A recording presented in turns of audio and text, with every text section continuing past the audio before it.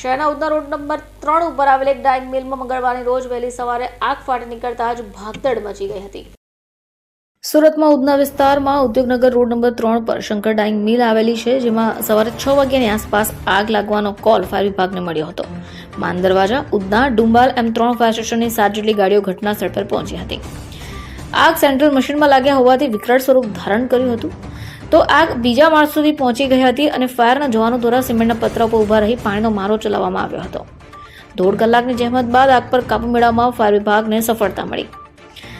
પતરા પર ઊભા રહી કામગીરી કરેલા સબ ફાયર ઓફિસર મનોજ શુક્લા બીજા માળેથી નીચે પણ પટકાયા। સબ ફાયર ઓફિસર મનીષ શુક્લાને કમર અને પગના ભાગ પર ગંભીર ઇજા પહોંચી જતી તેમને તાત્કાલિક પોલીસ વાનમાં હોસ્પિટલમાં ખસેડવામાં આવ્યા છે।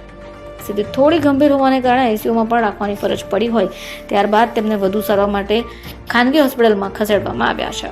બ્યુરો રિપોર્ટ, ચેનલ આઈ વિટનેસ।